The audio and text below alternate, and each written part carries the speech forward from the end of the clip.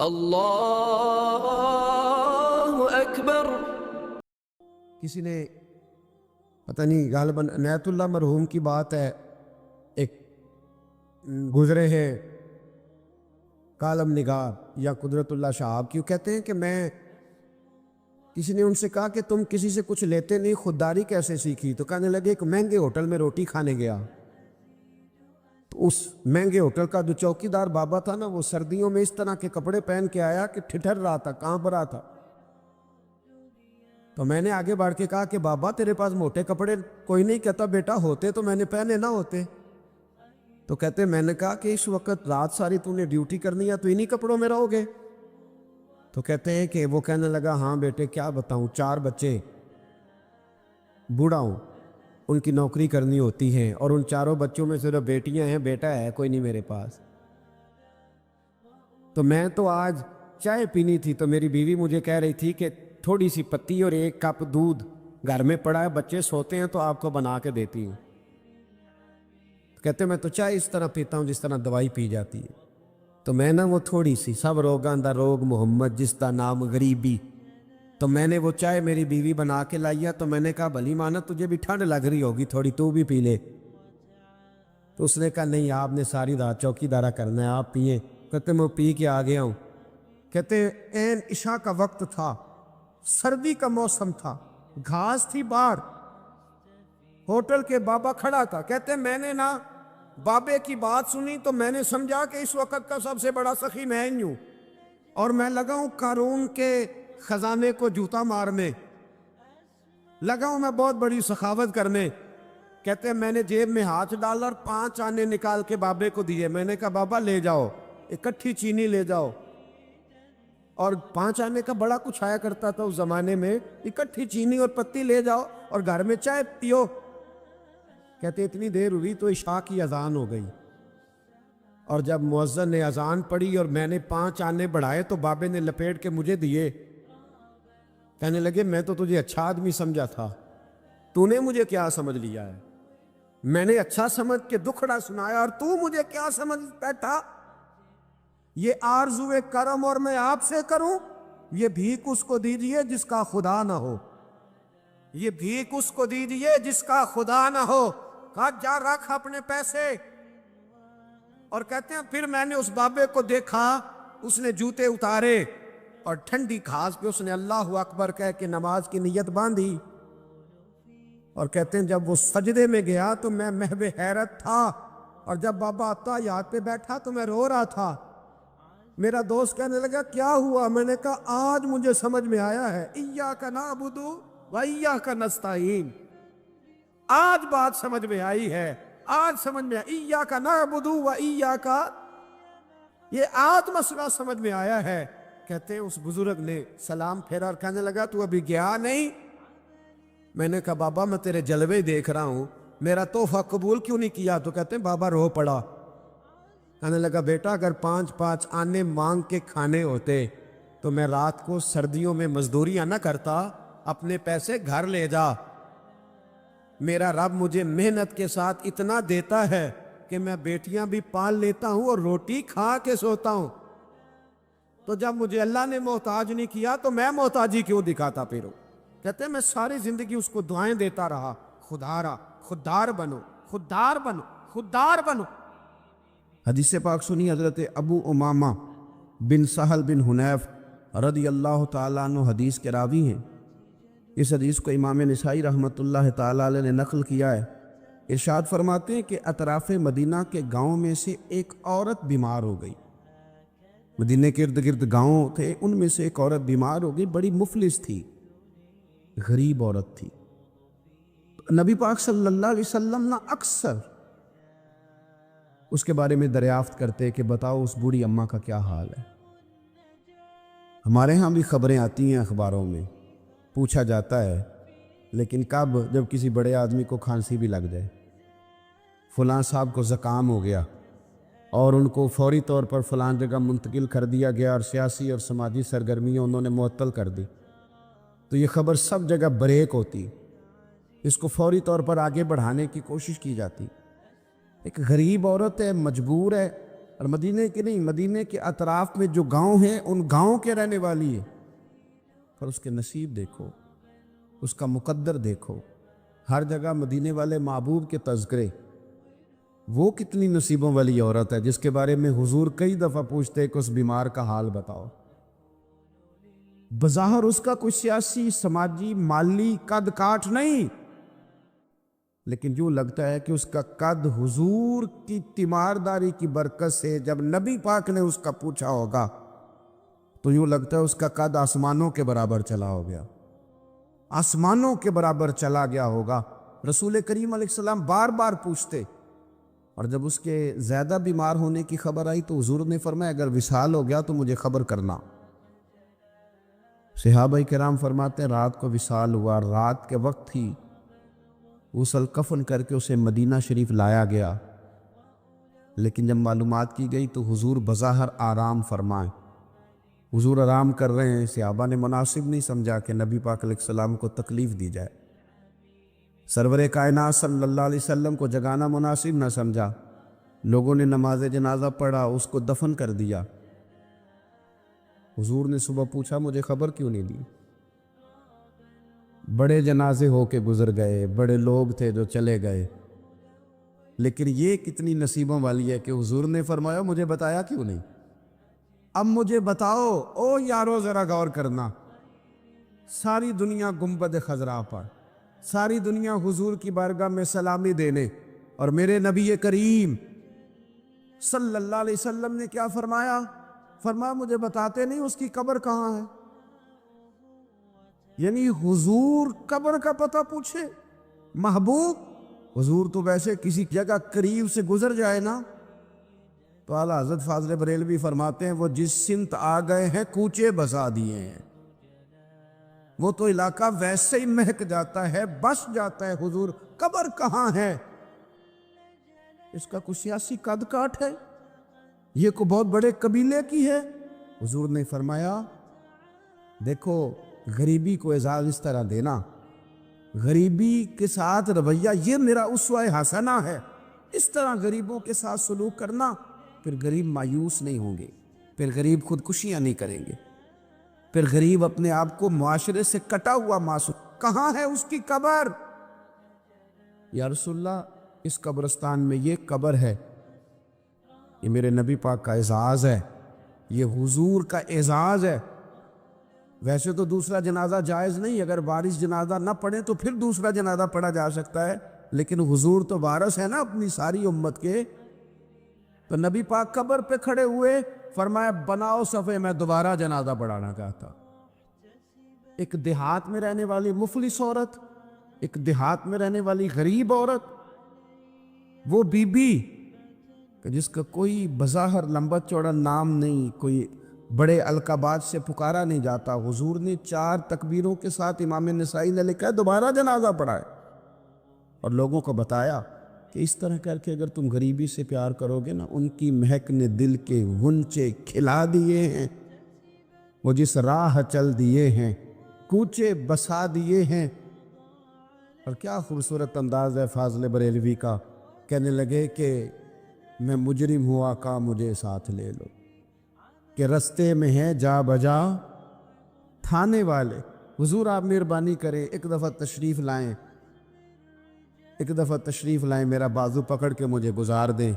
وہ کتنی نصیبوں والی ہے کہ بن بلائے ہی محبوب اس کی قبر پہ پہنچ گئے ہیں۔ آپ جب تھوڑا تھوڑا نا، زیادہ نہیں تو اپنے ملازمین کے ساتھ ہی، زیادہ نہیں تو جو آپ کے تحت لوگ ہیں ان کے ساتھ ہی ہمارا رویہ ٹھیک ہو جائے۔ ایک صحابی نے ایک دفعہ پوچھ لیا کہ یا رسول اللہ صلی اللہ علیہ وسلم میرا ملازم بڑی ہی غلطیاں کرتا ہے، میرا غلام بڑی غلطیاں کرتا ہے، تو کتنی کو دفعہ معاف کروں؟ کتنی کو غلطیاں ایک دن میں کو کر سکتا ہے؟ 2 دفعہ کر لے گا، 3 دفعہ بھول جائے گا۔ سوال پوچھا نا کہ یا رسول اللہ صلی اللہ علیہ وسلم میرا غلام بڑی غلطیاں کرتا ہے تو کتنی دفعہ معاف کروں؟ نبی پاک علیہ السلام نے فرمایا اگر تو نے گنتی کر کے گویا پوچھا ہے تو چلو تجھے اسی طرح ہی بتا دیتے ہیں۔ حضور کتنی دفعہ معاف کروں؟ فرمایا چل ایک دن میں 70 بار تو معاف کیا ہی کرنا۔ حالانکہ 70 غلطیوں کو دن میں نہیں کر سکتا، کر نہیں سکتا، اس نے شمار کر آخر کتنی کو دفعہ معاف کروں؟ نبی پاک صلی اللہ علیہ وسلم یہ فرمایا 70 دفعہ تو معاف کر ہی دیا کر، 70۔ حضرت ابو مسعود رضی اللہ تعالیٰ عنہ فرماتے مجھے کسی بات پہ غصہ تھا اور میں اپنے غلام کو مار رہا تھا، پیٹ رہا تھا، اور بار بار میں اس پر سختی کر رہا تھا۔ دور سے حضور نے دیکھا اور آوازیں دی، قریب جب حضور پہنچ گئے تو نبی پاک علیہ الصلوۃ والسلام نے ایک جملہ کہا، فرماتے ہیں پھر دوبارہ میں نے کبھی اپنے غلام پہ ہاتھ نہیں اٹھایا۔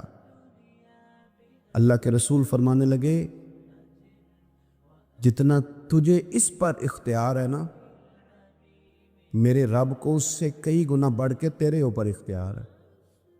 اگر آج اللہ تعالیٰ نے یہ تقسیم کر دی ہے کہ کسی کو تمہارا ملازم بنا دیا ہے، کسی کو تمہارے ماتحت کر دیا ہے، تو اس کا معنی یہ تو نہیں کہ تم اب اس سے پیار کرنا چھوڑ دو، اس پر شفقت کرنا چھوڑ دو۔ رسول کریم صلی اللہ تعالیٰ علیہ وآلہ وسلم نے ارشاد فرمایا کہ جتنا اختیار تمہیں اس پر ہے نا، اس سے کہیں بڑھ کر، اس سے کہیں بڑھ کر اللہ تعالیٰ کو تم پر اختیار ہے۔ مالدار لوگ توجہ کریں میری بات پر، غور کریں۔ اللہ نے مالداروں کو جو دیا ہے تو ان کی محنت کی وجہ سے نہیں دیا، محنت مزدور تم سے بڑھ کے کرتا ہے، اوور ٹائم لگاتا ہے، خدا نے نا اپنے فضل سے دیا ہے۔ میرے ایک بزرگ دوست ہیں، سادے آدمی ہیں، ان کی ایک بات میرے نا دل میں بیٹھ گئی۔ سادے لوگوں کی بات ہے، سادی سی، میں کوئی یہ نہیں آپ کو کہہ رہا کہ یہ کوئی قرآن و سنت کا معاملہ ہے، لیکن ہمارے جو سادے لوگ ہوتے ہیں نا دیہات کے، کئی دفعہ وہ سبق بڑا عمدہ پڑھاتے ہیں، تو کسی شخص کے ساتھ ان کا کوئی تھوڑا بہت اس کے ساتھ مدد کا رشتہ تھا، اس سے کچھ پیار کرتے تھے، تو کسی وجہ سے ناراضگی ہو گئی تو کسی نے ان سے کہا کہ اب چھوڑ دیں، آپ کا اس نے اتنا دل دکھایا، تو کہنے لگے نہیں میں چھوڑوں گا نہیں، میں دیتا رہوں گا۔ کیوں؟ کہنے لگے اس لیے کہ میرے دل میں بات بیٹھ گئی ہے کہ پتہ نہیں اللہ کدے نصیبہ نہ دیندہ ہے، تو یہاں سے کوئی کھا جائے، کسی کی مدد ہو جائے۔ آپ کے ہاں اگر ماتحت کچھ لوگ ہیں، آپ کو کسی کی مدد کرنی پڑتی، تو اگر آپ کا یہ ذہن بن گیا نا کہ میں صاحب ہوں اور میں انہیں دیتا ہوں اور میری وجہ سے کام چلتا ہے اور میری تنخواہ سے چولہا جلتا ہے، تو آپ نے بڑی چھوٹی سوچ پیدا کر لی ہے، اب کمزور ہو گئے۔ اگر آپ نے یہ سوچ لیا نا کہ میں کسی کو اپنے آفس سے، اپنی مل سے نکال دوں گا تو شاید اسے کہیں اور نوکری نہیں ملے گی، تو آپ چھوٹے آدمی، آپ نے کمزور سوچ رکھی۔ حدیث پاک سنیں گے تو دل ٹھنڈا ہوگا۔ اسے بھی امام بخاری نے لکھا ہے، حضرت مصعب بن سعد رضی اللہ تعالیٰ عنہ روایت کرتے ہیں کہ ایک مرتبہ نا حضرت سعد بن ابی وقاص رضی اللہ تعالیٰ عنہ کے دل میں خیال آیا، مالدار آدمی تھے نا حضرت سعد بن ابی وقاص اور بڑے جرنیل تھے، تو دل میں خیال آیا کہ دیکھو نا اللہ تعالیٰ نے ہمیں غریبوں پر فضیلت دے دی ہے مال و دولت کی وجہ سے۔ خیال آنا ہوتا ہے نا، تو دیکھو جی مطلب میرے پاس پیسے ہیں، مجھے اللہ نے دیا ہوا ہے، خیال آ گیا۔ حضرت مصعب بن سعد رضی اللہ تعالیٰ عنہ فرماتے ہیں ان کے دل میں خیال آیا، دل میں خیال آیا کہ دیکھو اللہ نے پھر ہمیں فضیلت والا بنایا ہے، تو اسی لیے اللہ نے ہمیں پیسے دیے نا، اللہ نے ہمیں کچھ بنایا ہے تو پھر ہی اللہ نے دولت زیادہ دی ہے نا۔ تو فرماتے ہیں نبی کریم صلی اللہ تعالیٰ علیہ وسلم نے ان سے فرمایا یاد رکھو تمہیں نا تمہارے کمزور اور غریب لوگوں کے وسیلے کی وجہ سے روزی دی جاتی ہے۔ تمہیں امیروں، تمہیں جو نوازا جاتا ہے نا، تو یہ غریبوں کے صدقے، ضعیفوں کے صدقے، کمزوروں کے صدقے، یہ ان غریبوں کے صدقے تمہیں نوازا جاتا ہے، اور پھر تمہارے ذمے لگایا جاتا ہے کہ تم نے زکوٰۃ دینی ہے، تم نے صدقات دینے ہیں، تم نے ان پر خرچ کرنا ہے، تمہیں ان کے صدقے مل رہا ہے، ان کے صدقے۔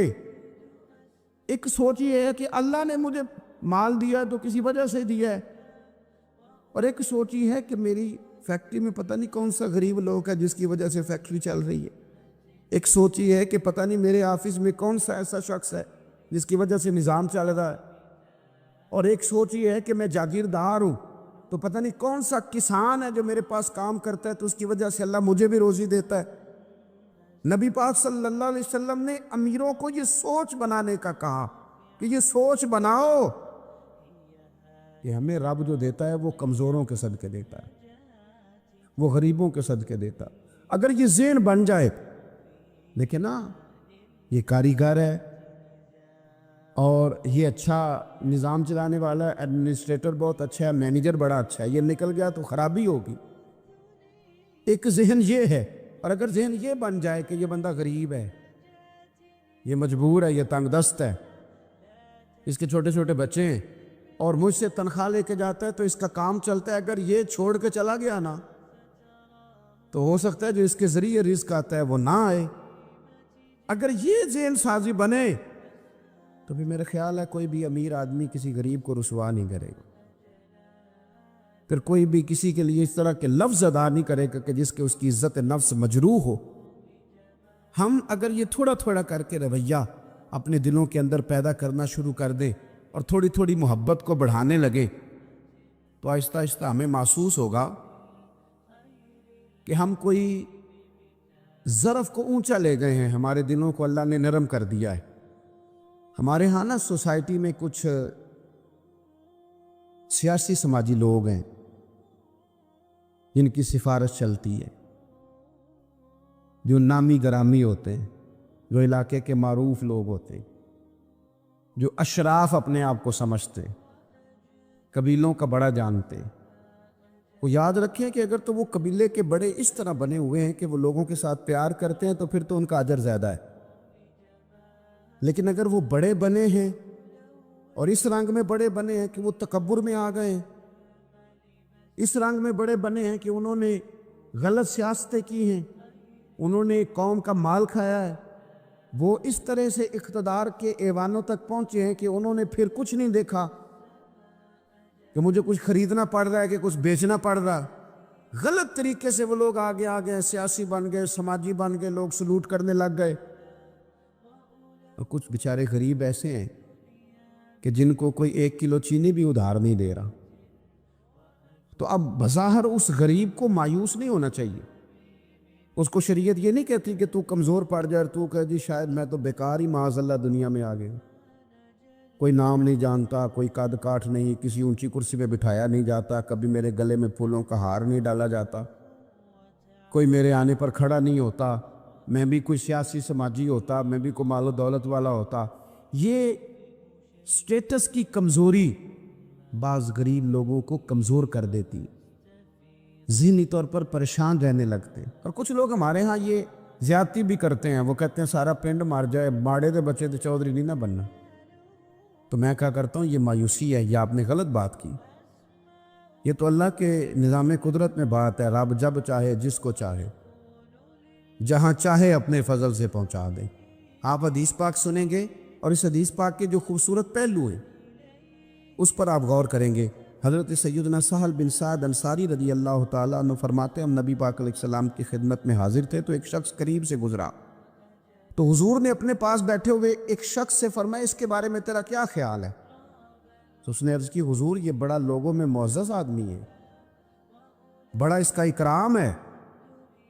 ہوتے ہیں نا لوگ سیاسی ہیں، سماجی ہیں، بڑی اتھارٹی رکھتے ہیں، بڑے سردار ہیں، بڑے چودھری، حضور اس کا بڑا مقام ہے۔ اس نے دلیل دی کہ یا رسول اللہ اگر یہ کسی جگہ پیغام نکاح بھیجے گا تو اس کو رشتہ دے دیا جائے گا، لوگ پسند کریں گے اس کے ساتھ رشتہ داری کرنا، اور اگر یہ کسی کی سفارش کرے گا تو اس کی سفارش قبول کی جائے گی۔ تھوڑی دیر گزری تو رسول کریم صلی اللہ تعالیٰ علیہ وآلہ وسلم کے قریب سے ایک دوسرا آدمی گزرا، تو حضرت سہل بن سعد رضی اللہ تعالیٰ عنہ فرماتے ہیں کہ نبی پاک علیہ السلام نے اسی پاس بیٹھے ہوئے شخص سے فرمایا کہ اس شخص کے بارے میں تیرا کیا خیال ہے؟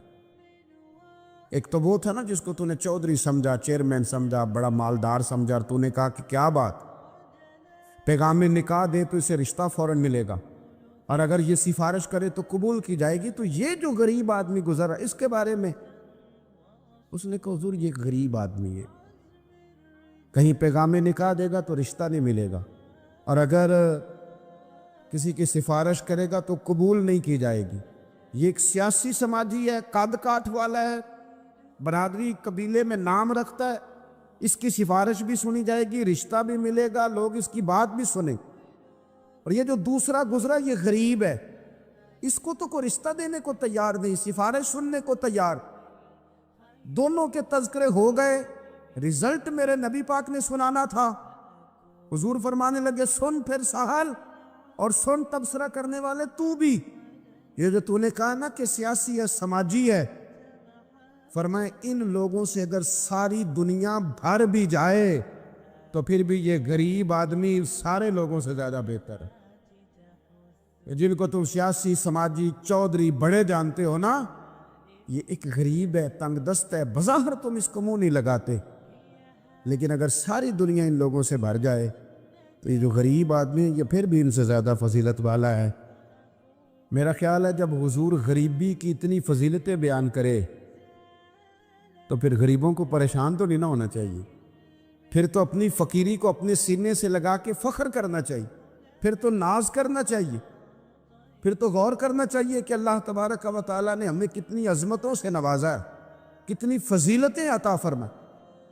لوگوں کو جب سمجھایا جاتا تھا نا حضور کے زمانے میں، نبی پاک صلی اللہ علیہ وسلم کے زمانہ مبارکہ میں جب سمجھایا جاتا تھا، حضرت سیدنا ابو عبد الرحمن رضی اللہ تعالیٰ عنہ بیان کرتے ہیں کہ میں حضرت عبداللہ بن عمر بن عاص رضی اللہ تعالیٰ عنہ کی بارگاہ میں بیٹھا تھا تو کچھ لوگ آئے، انہوں نے آ کر کے اپنی غریبی کی شکایت کی۔ انہوں نے کہا نہ ہمارے پاس کچھ سواری ہے، نہ ہمارے پاس کچھ سامان ہے، نہ کوئی ہمارے پاس خرچہ ہے، ہم بڑے مسکین لوگ ہیں جی، بڑے غریب۔ کچھ باتیں کرتے ہیں نا لوگ، مایوس سی، غریب لوگ ہیں تو جملوں کے اندر مایوسی ٹپکتی ہے، کچی بات، کچھ بھی نہیں جی، کیا جینا ہے ہمارا، کچھ بھی نہیں، مشکل سے گزر اوقات ہوتی ہے۔ او خدا کے بندو، جن لوگوں کا آخرت پر یقین ہو اور تربیت حضور کے اسوہ نور سے لی ہو، وہ اس طرح کی کمزور باتیں نہیں کرتے۔ وہ حضرت مولا علی شیر خدا سے کسی نے کہا کہ آپ نے مال کیوں نہیں کمایا، چلو حلال ہی کما لیتے، تو حضرت مولا علی فرمانے لگے مال حرام ہو تو عذاب ہوتا ہے، حلال ہو تو حساب ہوتا ہے۔ حرام ہو تو عذاب ہے، حلال ہو تو حساب ہے۔ ہم دونوں کام ہی نہیں کرتے، ہم حلال بھی اکٹھا نہیں کرتے، وہ عذاب نہ ہو تو حساب تو اس کا بھی دینا ہی پڑے گا نا، ہم یہ کام ہی نہیں کرتے۔ تو کچھ لوگ حاضر ہوئے حضرت عبداللہ بن عمر بن عاص کی بارگاہ میں، اور انہوں نے آ کر کے عرض کی حضور نہ سواری کوئی، نہ کوئی خرچہ، نہ کوئی رہنے کو جگہ، نہ ہمارے پاس کوئی اور سہولیات۔ حضرت عبداللہ بن عمر رضی اللہ تعالیٰ عنہ فرمانے لگے بڑے پریشان ہو، ایک بات نہ کر لو تم سے؟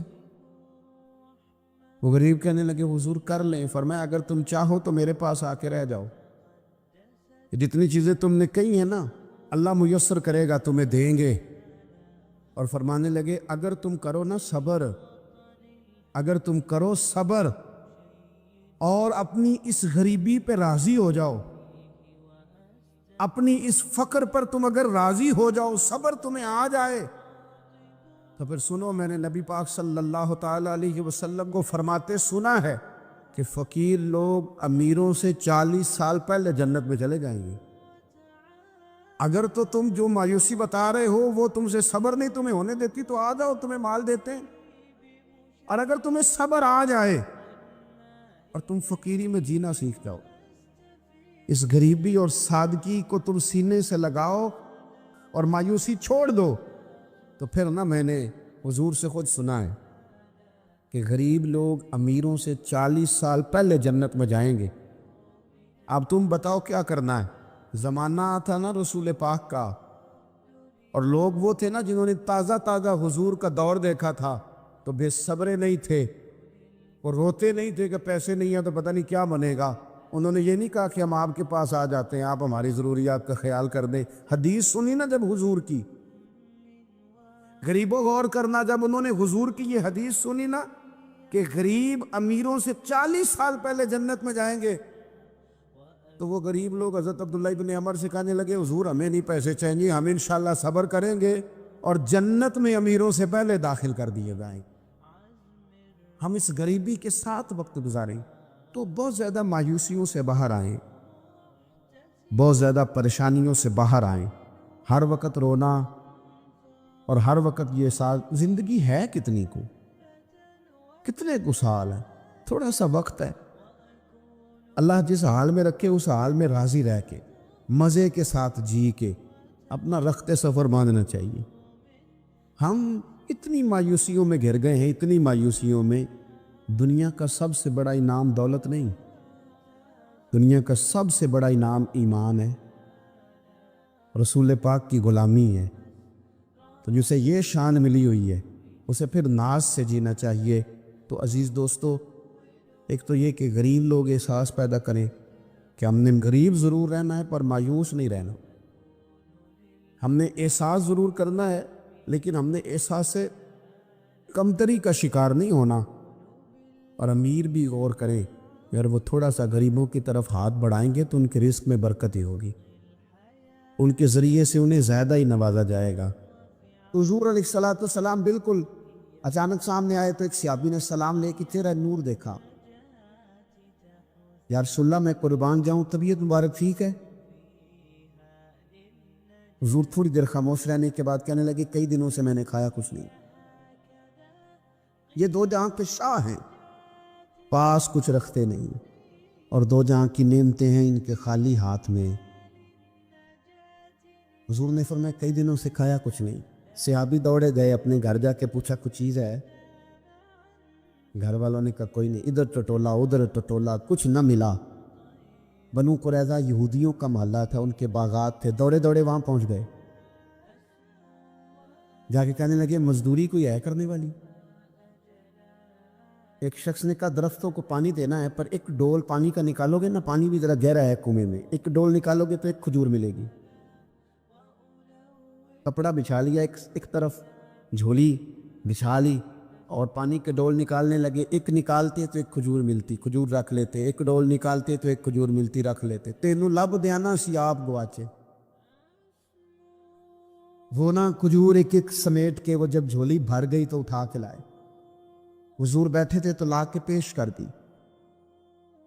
نبی کریم کی بات کسے سر دستار امامت اس علم پڑھامن سکھے ہے، کسی نے پہنے فقر دا چوگا انہیں زہد کماون سکھیا ہے۔ آزم ویخ مقدر ساڈا اساں یار مناون سکھیا ہے۔ رکھا جا کے وہاں رکھا۔ وہ ایک شاعر نے نا اپنے رنگ میں لوگ بات کرتے ہیں نا، تو اس نے اپنے رنگ میں کہا کہ تم ویخ نہ مقدر ساڈا اساں یار مناون سکھیا ہے۔ تو لا کے نا وہ حضور کی بارگاہ میں رکھا تو محبوب نے کھجور اٹھا کے منہ میں رکھی۔ سارا کچھ جانتے ہیں نا حضور کہاں سے ہو کے آیا ہے۔ تحفے کی قیمت نہیں ہوتی، تحفے میں تو خلوص ہوتا ہے۔ سارا کچھ جانتے ہیں نا حضور، تو میرے کریم محبوب علیہ السلام نے کھجور منہ میں رکھی اور پوچھا کہ کس چیز نے تجھے مجبور کیا یہ کام کرنے پر؟ کس نے مجبور کیا بتا نا، کس شے نے مجبور کیا؟ حضور نے تو حکم نہیں دیا تھا۔ پوچھا کس چیز نے مجبور کیا؟ وہ زیادہ جملے نہیں، سادے آدمی تھے، فوراً عرض کرنے لگے حضور ہمیں کون مجبور کر سکتا ہے، مجھے تو آپ کی محبت نے مجبور کیا۔ اس وظیفے کو نہیں چھوڑے۔ سخت مشکل جب آتی تھی نا تو صحابہ پڑھا کرتے تھے حسبنا اللہ و نعم الوکیل، نعم المولا، پڑھیے گا حسبنا اللہ و نعم المولا و نعم النصیر۔ اس کا معنی بڑا خوبصورت ہے، بالکل سادہ سا مختصر سا معنی کرے نا تو اس کا معنی یہ ہے میرے لیے اللہ ہی کافی ہے، اللہ میرا مددگار ہے، اللہ بہترین مددگار ہے، اللہ بہترین کفایت کرنے والا ہے۔ اس وظیفے کو نہیں چھوڑے اور اس کے معنی سمیت اس کو یاد رکھیں۔ آپ محسوس کریں گے طبیعت طاقتور ہو گئی ہے، روح طاقتور ہوگی، اس کو بھولنا نہیں۔ اور دوسرا آپ سے عرض کرنا ہے کہ اعلیٰ حضرت چونکہ ہم سلسلہ طریقت میں فاضل بریلوی سے وابستہ ہیں اور باقی جتنے بھی لوگ ہیں سارے ماشاءاللہ انہی سے وابستہ ہیں، اعلیٰ حضرت نا لا حول ولا قوت الا باللہ العلی العظیم پڑھنے کی بڑی فضیلت بیان کرتے۔ یہ ایسا وظیفہ ہے جو سب کو آتا ہے نا ماشاءاللہ۔ نبی پاک علیہ السلام نے فرمایا یہ اللہ کے عرش کے خزانوں میں سے خزانہ ہے، اعلیٰ حضرت فرماتے ہیں 99 دفعہ پڑھو لا حول ولا قوت الا باللہ العلی العظیم.